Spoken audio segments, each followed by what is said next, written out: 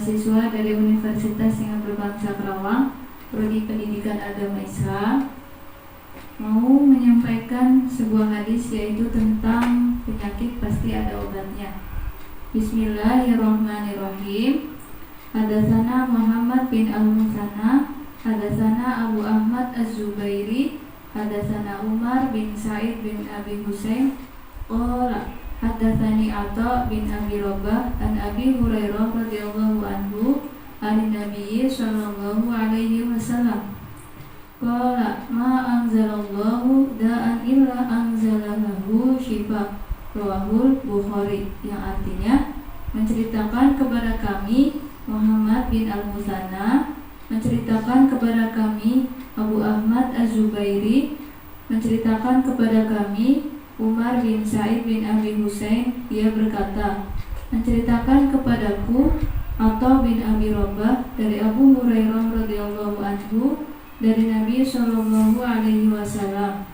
Beliau bersabda, Allah tidak menurunkan penyakit kecuali menurunkan juga obatnya. Hadis riwayat Al-Bukhari.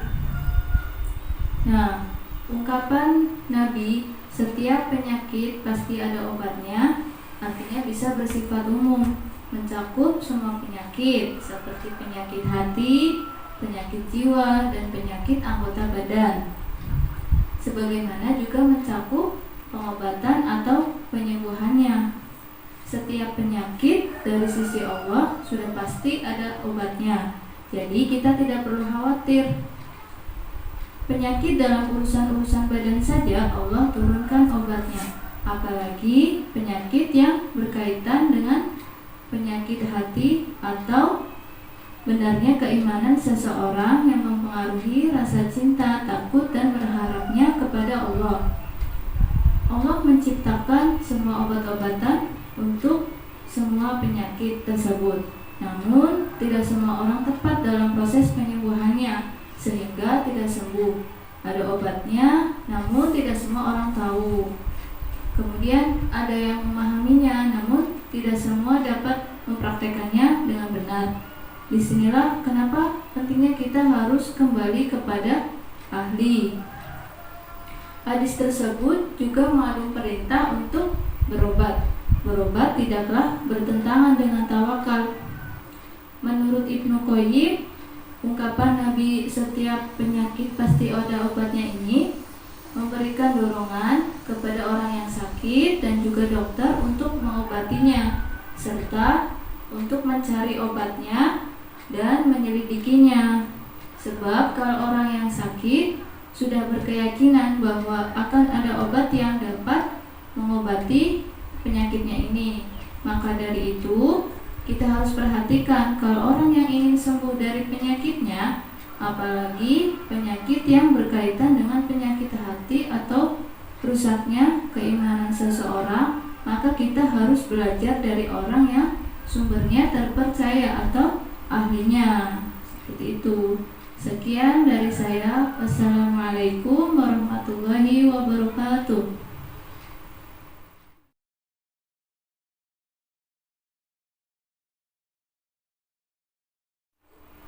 Assalamualaikum warahmatullahi wabarakatuh. Di pembahasan kali ini saya akan membahas sebuah hadis tentang lockdown wilayah saat terjadi wabah penyakit. Bismillahirrahmanirrahim. Hadatsana Hafsun bin Umar, hadatsana Syu'bah, qala akhbarani Habib bin Abi Thabit, qala sami'tu Ibrahim bin Sa'ad, qala sami'tu Usama bin Zaid yuhaditsu Sa'dan anin Nabi sallallahu alaihi wasallam annahu qala idza sami'tum bit-ta'uni bi ardin fala tadkhuluha wa idza waqa'a bi ardi wa antum biha fala takhruju minha, rawahul Bukhari, yang artinya menceritakan kepada kami Hafs bin Umar, menceritakan kepada kami Syu'bah, ia berkata, mengabarkan kepadaku Habib bin Abi Thabit, ia berkata, aku mendengar Ibrahim bin Sa'ad, ia berkata, aku mendengar Usama bin Zaid menceritakan dari Sa'ad dari Nabi sallallahu alaihi wasallam bahwasanya beliau bersabda, Jika kamu mendengar wabah di suatu wilayah, janganlah kalian memasukinya. Dan jika terjadi wabah di tempat kamu berada, maka jangan tinggalkan tempat itu. Hadis riwayat Al-Bukhari. Kemudian makna ta'un dalam hadis tersebut, makna asalnya adalah wabah penyakit pes. Namun maknanya dapat berlaku umum seperti wabah penyakit Ebola, SARS, AIDS, kolera, dan kemudian ada wabah yang sekarang sedang mengguncangkan seluruh dunia, khususnya di Indonesia, yaitu wabah penyakit corona. Hukum isolasi atau lockdown ini berlaku bagi wabah yang memang memakan banyak korban jiwa. Kemudian menurut Ibnu Qayyim, tindakan Nabi melarang umat manusia untuk masuk ke lokasi terjadinya wabah adalah sebagai bentuk pencegahan yang memang dianjurkan oleh Allah agar diri kita tidak masuk ke lokasi dan lingkungan yang membawa derita. Sementara itu, larangan Nabi untuk keluar dari lokasi terjadinya wabah mengandung beberapa maksud. Yang pertama, mendorong jiwa manusia untuk percaya kepada Allah, kemudian bertawakal kepada Allah, dan yang ketiga, tabah dan ridho dalam menghadapi segala takdirnya. Sementara itu, larangan Nabi untuk masuk ke lokasi terjadinya wabah mengandung beberapa hikmah. Yang pertama, menjauhkan diri dari hal-hal yang membahayakan.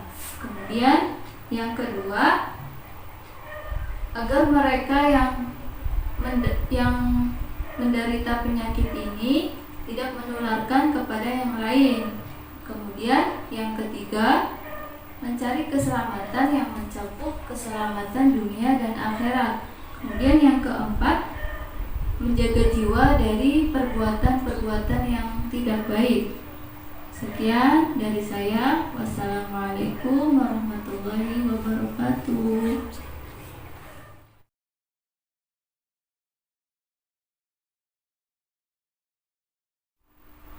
Assalamualaikum warahmatullahi wabarakatuh. Di pertemuan kali ini saya akan menyampaikan sebuah hadis tentang karantina orang yang sakit. Bismillahirrahmanirrahim. Qala Abu Salamah bin Abdurrahman, sami'tu Abu Hurairah an Nabi sallallahu alaihi wasallam qala la turidul mumridha 'alal muslim. Rawahul Bukhari, yang artinya Abu Salamah bin Abdurrahman berkata, aku mendengar Abu Hurairah dari Nabi Shallallahu Alaihi Wasallam. Beliau bersabda, janganlah kalian mencampur baurkan yang sakit dengan yang sehat. Hadis riwayat Al-Bukhari. Hadis tersebut menganjurkan isolasi bagi orang yang sakit dengan orang yang sehat agar penyakit yang dideritanya ini tidak menularkan kepada yang lain. Seperti itu. Sekian dari saya. Wassalamualaikum warahmatullahi wabarakatuh.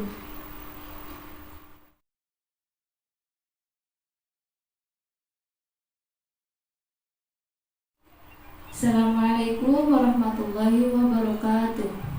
Di kesempatan kali ini saya akan menyampaikan sebuah hadis tentang penyakit menular adalah takdir dan kehendak Allah. Bismillahirrahmanirrahim. Hadatsani Abdullah bin Muhammad, hadatsana Hisham bin Yusuf, akhbarana Ma'mur an-Zuhri an Abi Salamah an Abi Hurairah radhiyallahu anhu qala Nabi sallallahu alaihi wasallam la adwa wala safar wala hama. Rawahul Bukhari.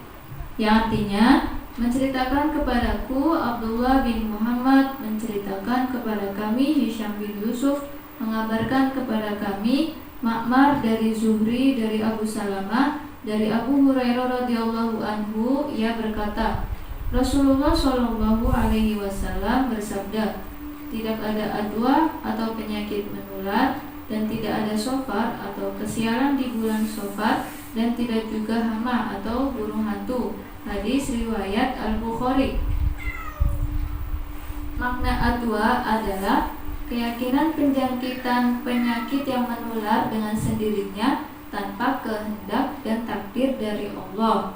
Maka Rasulullah Shallallahu Alaihi Wasallam meniadakan keyakinan jahiliyah ini bahwa menularnya penyakit dari orang yang sakit kepada orang yang sehat itu atas kehendak dan takdir dari Allah. Kemudian makna dari Shofar adalah bulan kedua dari tahun Hijriah, posisinya setelah bulan Muharram. Orang-orang jahiliyah beranggapan bahwa bulan ini membawa sial atau tidak menguntungkan. Rasulullah Shallallahu Alaihi Wasallam mengingkari keyakinan ini dan meniadakannya, bahwa semua bulan adalah bulan milik Allah. Dia tetapkan di dalamnya kebaikan dan keburukannya. Kemudian makna hama adalah burung hantu. Orang-orang jahiliyah merasa bernasib sial apabila melihat burung ini. Apabila ada burung hantu yang hinggap di atas rumah mereka, maka mereka akan merasa akan ada suatu kematian pada dirinya sendiri atau salah satu keluarganya. Maka maksud sabda beliau tidak ada burung hantu adalah menolak anggapan yang tidak benar ini.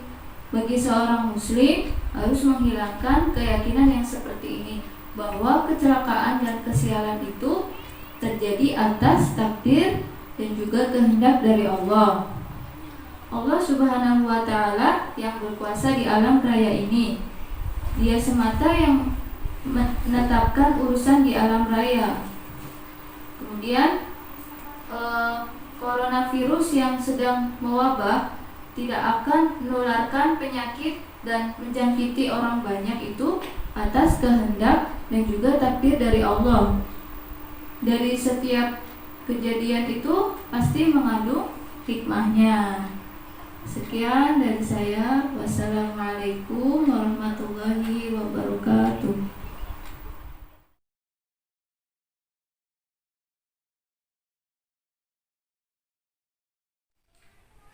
Assalamualaikum warahmatullahi wabarakatuh. Di pembahasan kali ini saya akan membahas sebuah hadis tentang wabah adalah rahmat bagi orang-orang mukmin.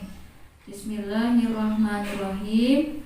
Hadatsana Ishaq akhbarana Habban hadatsana Dawud bin Abi Al-Furat hadatsana Abdullah bin Buraidah an Yahya bin Ya'mar an Aisyah zaujin Nabi sallallahu alaihi wasallam annaha akhbaratuhu annaha sa'alat Rasulullah sallallahu alaihi wasallam anit ta'uni fa akhbaraha Nabiyullah sallallahu alaihi wasallam annahu kana 'adaban yab'athuhu Allahu 'ala man yasha faj'alahu Allahu rahmatan lil mu'minin falaysa min 'abdin yaqa'ut ta'unu fayamkuthu fi baladihi sabirun ya'lamu annahu la yusibahu illa ma kataballahu lahu illa kana lahu mithlu ajri syahid. Rawahul Bukhari.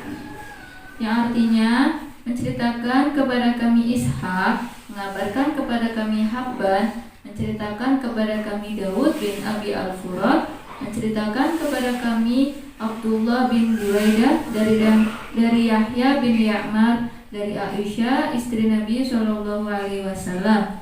Ia memberitahunya bahwa dirinya pernah bertanya kepada Rasulullah perihal taun atau wabah penyakit.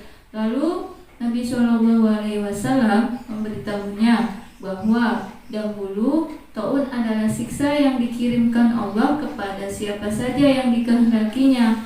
Lalu Allah menjadikannya rahmat bagi orang-orang mukmin.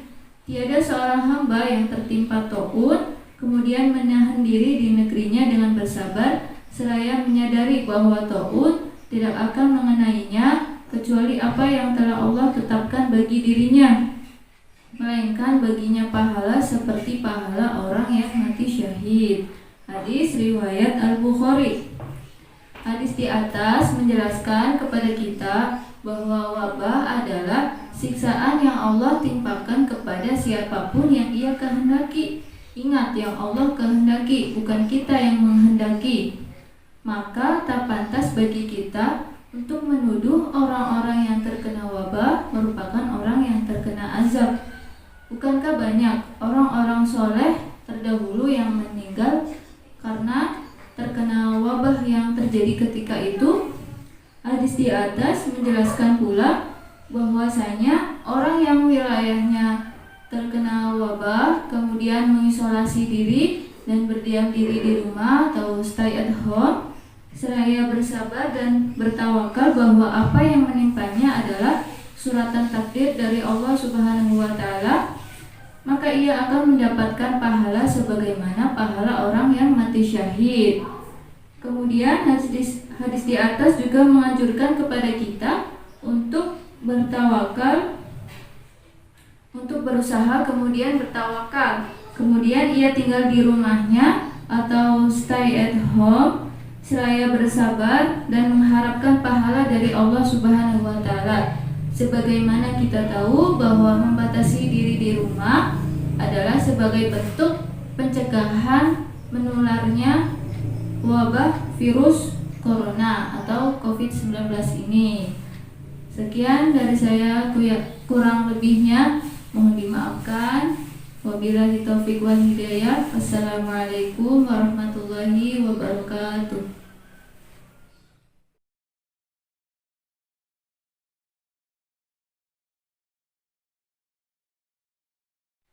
Assalamualaikum warahmatullahi wabarakatuh. Di pertemuan kali ini saya akan membahas sebuah hadis tentang orang-orang yang mati syahid. Bismillahirrahmanirrahim. Hadatsani Zuhair bin Harbi hadatsana Jarir an Suhaili an abihi an Abi Hurairah qala Rasulullah sallallahu alaihi wasallam ma ta'uduna syahida fikum. Qalu ya Rasulullah man qutila fi sabilillah fa huwa syahid. Qala inna syuhada'a ummati idzan laqalilun. Qalu faman hum ya Rasulullah? Qala man qutila fi sabilillah fa huwa syahid. Wa man mata fi sabilillah fa huwa syahid. Wa man mata fit ta'uni fa huwa syahid. Wa man mata fil batni fa huwa syahid. Wal ghariqu syahid. Rawahu Muslim. Yang artinya, menceritakan kepadaku Zuhair bin Harb, menceritakan kepada kami Jarir dari Suhaib dari ayahnya dari Abu Hurairah. Ia berkata, Rasulullah Shallallahu Alaihi Wasallam bertanya kepada para sahabatnya, siapakah orang yang mati syahid di antara kalian? Mereka menjawab, orang yang gugur di medan perang itulah yang syahid ya Rasulullah. Rasulullah Shallallahu Alaihi Wasallam merespon, kalau begitu sedikit sekali umatku yang mati syahid. Mereka bertanya, lalu siapa saja mereka ya Rasulullah? Beliau menjawab, orang yang gugur di medan perang itu syahid. Orang yang mati di jalan Allah bukan karena perang juga syahid. Orang yang mati karena tertimpa taun atau wabah pun syahid. Orang yang mati karena sakit perut juga syahid. Dan orang yang mati tenggelam adalah syahid. Hadis riwayat Al-Bukhari. Para fuqaha diantaranya Syekh Nawawi Al-Bantani dan juga Syekh Wahbah Zuhaili menyebutkan ada 3 jenis orang-orang yang mati syahid. Yang pertama, mati syahid di dunia tetapi bukan di akhirat. Contohnya yaitu orang yang mati di medan perang untuk mendapatkan dunia namun bukan untuk menegakkan agama Allah. Dan yang kedua, orang yang mati syahid tidak dihitung di dunia tetapi di akhirat. Contohnya orang yang mati karena tenggelam, terus orang yang meninggal karena ketiban benda yang rubuh, terus yang meninggal karena kecelakaan. Kemudian ada lagi orang yang meninggal karena penyakit atau kena wabah. Kemudian orang yang terkena penyakit di perut, kemudian orang yang terbakar, kemudian orang yang meninggal ketika melahirkan, kemudian orang yang berada jauh dari tempat tinggal, kemudian karena orang yang meninggal karena semacam penyakit paru-paru. Dan yang ketiga, mati syahid di dunia maupun di akhirat. Artinya orang yang meninggal ini mati di medan perang, kemudian dengan niat sungguh-sungguh untuk menegakkan agama Allah Subhanahu wa Ta'ala. Sekian dari saya, kurang lebihnya mohon dimaafkan. Wabillahi taufiq wal hidayah. Wassalamualaikum warahmatullahi wabarakatuh.